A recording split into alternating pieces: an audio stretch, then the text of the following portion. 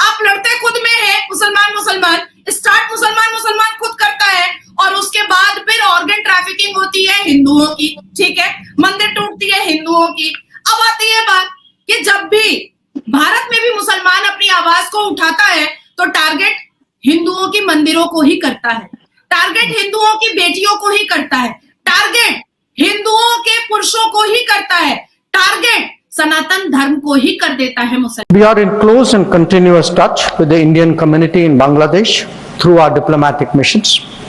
There are an estimated 19,000 Indian nationals there. हसीना वाजिद ने अभी उनके बेटे ने बीबीसी को इंटरव्यू देते हुए ये कहा कि उनकी वालदा जो है वो सियासी तौर पर अब वापस नहीं आएंगी, वो बहुत हार्ट ब्रोकन है, उन्होंने बांग्लादेश के लिए इतना काम किया। साबिक वजीर आजम शेख हसीना वाजिद के बेटे की गुफ्तगू आपने सुनी, वो ऐसा लग रहा था कि वो कोई बांग्लादेशी नहीं बल्कि कोई भारतीय एजेंट बात कर रहा है और इल्जाम पाकिस्तान पर लगाया जा रहा है। जो डिबेकल ऑफ ढाका हुआ था उसके पीछे जो उस टाइम की इंडियन एस्टेब्लिशमेंट थी, इंडियन गवर्नमेंट थी, एक तो ये उनके लिए एक जो है ना क्लियर कट मैसेज गया है कि आज भी बांग्लादेश में जो पाकिस्तान रिलेटेड सेंटीमेंट्स कि पाकिस्तान में जब भी कुछ होता है मरता कौन है?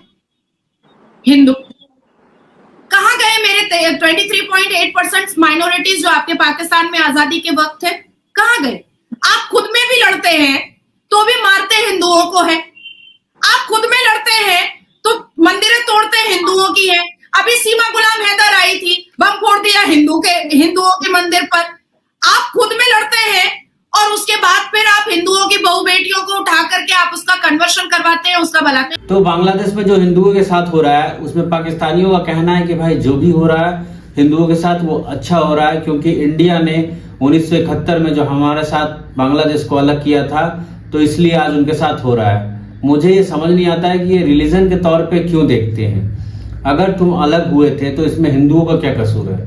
इंडिया एक कंट्री है, उसमें हिंदू मुस्लिम सब रहते हैं, तो फिर हिंदुओं के साथ जो हो रहा है वो सही हो रहा है, ये तुम कैसे कह सकते हो? तो इसी पे वीडियो देखते हैं और रिएक्ट करते हैं। चलिए, इसकी रिटेलिएशन आएगी। अब इंडिया में सिविल वार नहीं भी स्टार्ट होती, लेट्स सपोज, या दूसरा ये है कि लाजमी तौर पे जो है प्रॉब्लम क्रिएट होगा मुसलमानों के लिए। तो ये सारा जो साउथ एशिया की पॉलिटिक्स में जो रोल है, इंडिया का हमेशा से गंदा रोल रहा है।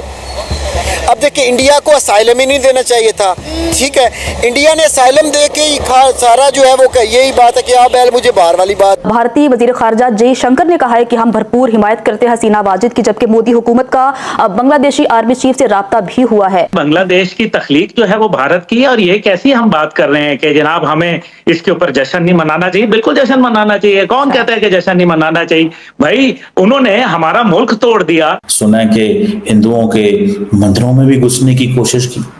ये कैसे मुमकिन हो सकता है कि आप किसी की इबादत गाह पे, हिंदू हो, मुसलमान हो, सिख हो, जियो हो, कोई भी हो, हम कैसे किसी की सोच भी सकते हैं? जी। उसमें जा करके सुप्रीम कोर्ट में नाराजगी पिटीशन फाइल करना चाहिए था, उसमें जा करके जज से बात करना चाहिए था। बात बड़ी हुई थी तो बांग्लादेश के प्रधानमंत्री से बैठ करके टेबल टॉक करना चाहिए था, पर प्रोटेस्ट में आप बम इस्तेमाल कर रहे हैं, बारूद इस्तेमाल कर रहे हैं, तलवार लेकर के घूम रहे हैं और 3.5 फुट का एक मौलाना ये स्पीच दे रहा है और तकरीर कर रहा है, और वो भी पैगंबरों को हाजिर नाजिर रख करके 3.5 फुट का मौलाना बांग्लादेश का ये तकरीर करता है कि ये इस्लामिक देश है, इसमें हिंदुओं को रहने की इजाजत हम नहीं देंगे, ये इस्लाम की जमीन है और इसमें सिर्फ इस्लामिक लोग ही रह सकते हैं और जो भी दूसरे धर्म के लोग हैं उनको बर्बाद करो। ये 3 फुट का मौलाना तकरीर कर रहा है। एक तरफ मौलाना साहब ये देख रहे थे कि स्टूडेंट प्रोटेस्ट जमाते इस्लामी के नेतृत्व में, पाकिस्तान के नाहिद हसन टेररिस्ट के नेतृत्व में चल रहा है। ये बात मौलाना साहब को पता थी कि फंडिंग चाइना कर रहा है। ये बात मौलाना साहब को पता थी कि जमाते इस्लामी के रजाकार की फौज जो है वो स्टूडेंट को कन्वर्ट कर चुकी है टेररिस्ट में। उसके बावजूद भी 3.5 फीट के मौलाना साहब ने ऐसे सिनेरियो में अपनी तकरीर रखी कि हिंदुओं को मारो, हिंदुओं को जलाओ, हिंदुओं को बांग्लादेश की सरजमीन से खत्म करो। ये देखिए, ये तो रिटेलिएशन है। दरअसल हर जैसे एक कॉइन के दो रुख होते हैं। जैसे अब डिबैकल ऑफ ढाका, अगरतला जो एक कॉन्स्पिरेसी कहते हैं कि हम जो डिबैकल ऑफ ढाका हुआ था उसके पीछे जो उस टाइम की इंडियन एस्टेब्लिशमेंट थी, इंडियन गवर्नमेंट थी, एक तो ये उनके लिए एक जो है ना क्लियर कट मैसेज गया है कि आज भी बांग्लादेश में जो पाकिस्तान रिलेटेड सेंटीमेंट्स हैं। दूसरा ये है कि दूसरा रुख ये जो कि मतलब इस सब कॉन्टिनेंट में अब देखें दुनिया किधर से किधर जा रही है। 70 ईयर्स के बाद भी वही डर्टी पॉलिटिक्स खेल रहे हैं, टू नेशन। हालांकि टू नेशन थ्योरी का जो असल मुद्दा था वो तो ये था, कायद आज़म का आपने पिछले दिनों एक मैं देख भी रहा था और मैं पिछले दिनों स्टडी कर रहा था कि कायद का जो बम्बे हाउस था, जना हाउस, कायद आज़म डिसाइडेड वो ड्यूरिंग द पार्टीशन कि वो अपनी जो समर वेकेशन है वो वहाँ पे बम्बे जाके गुजारा करेंगे। ये वो टू नेशन, हालांकि इसको किस तरह से आप समझ लें रंग दिया गया है, कितना एक आज हम कभी भी इस चीज़ को अप्रिशिएट नहीं। अब इसकी रिटेलिएशन आएगी। अब इंडिया में सिविल वार नहीं भी स्टार्ट होती, लेट्स सपोज, या दूसरा ये है कि लाजमी तौर पे जो है प्रॉब्लम क्रिएट होगा मुसलमानों के लिए। तो ये सारा जो साउथ एशिया की पॉलिटिक्स में जो रोल है, इंडिया का हमेशा से गंदा रोल रहा है। अच्छा, ये लोग अपने तरीके का हिंदुस्तान को भी समझते हैं। तुम्हारे यहाँ होता होगा रिटेलिएशन और सिविल वॉर जिसमें तुम हिंदुओं को मारते हो।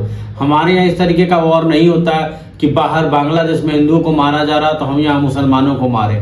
ये कहीं भी हमारे ये में नहीं है। हमारे यहाँ एक स्ट्रिक्ट कानून है, सुप्रीम कोर्ट काम करती है अच्छे तरीके से, जो ऑर्डर मिलता है उसी के तहत फॉलो किया जाता है। अगर कुछ गलत भी होता है तो हिंदू हो, मुसलमान हो, सिख हो, ईसाई हो, हर कोई जो है वो सुप्रीम कोर्ट का दरवाजा खटखटा सकता है। ऐसी बात नहीं कि तुरंत दंगे स्टार्ट कर देंगे और मस्जिदों को तोड़ने लगेंगे, ऐसा नहीं हो सकता है। आपने देखा बाबरी मस्जिद पे भी जो हुआ था, उस पे एट द एंड जब कोर्ट ने फैसला दिया उसी को पूरे देश ने माना।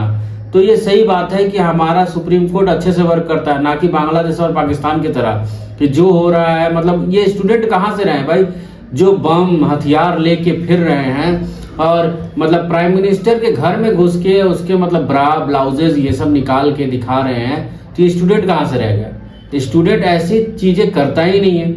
सिर्फ पढ़ाई से मतलब होता है। अगर तुम्हें प्रॉब्लम था तुम सुप्रीम कोर्ट जाते, पिटीशन फाइल करते, वहां पे फिर सुप्रीम कोर्ट का जो निर्णय आता उसे मानते। तो इस तरह का हरकत ये का नहीं होता है। इसके पीछे एक ऑर्गेनाइजेशन काम कर रही है जो बेसिकली एंटी इंडिया मूवमेंट के तहत काम कर रही है। अब ये मूवमेंट जानबूझ के वहाँ के हिंदुओं पे भी पड़ रहा है, क्योंकि वो हिंदू है, ये मुस्लिम कंट्री है, तो इस पे ये पहले से ही बांग्लादेश में मैंने देखा जितने भी टूरिस्ट जाते थे वो कहते थे कि मैं पाकिस्तान को पसंद करता हूँ वहाँ के लोग, और मैं इंडिया को नहीं पसंद करता हूँ। तो ये सेंटीमेंट वहाँ पहले से था। अब उससे वो तो है हवा मिल गई है और ये सब काम किया जा रहा है। तो ये सब चलता रहता है भाई। इंडिया में ऐसा कोई नहीं होगा। इंडिया में जो ये कानून है वो अच्छे तरीके से डिसाइडेड है और यहाँ का सुप्रीम कोर्ट अच्छे तरीके से वर्क करती है, ना कि पाकिस्तान के तहत। तो कैसा लगा वीडियो जरूर बताइएगा। Thank you for watching.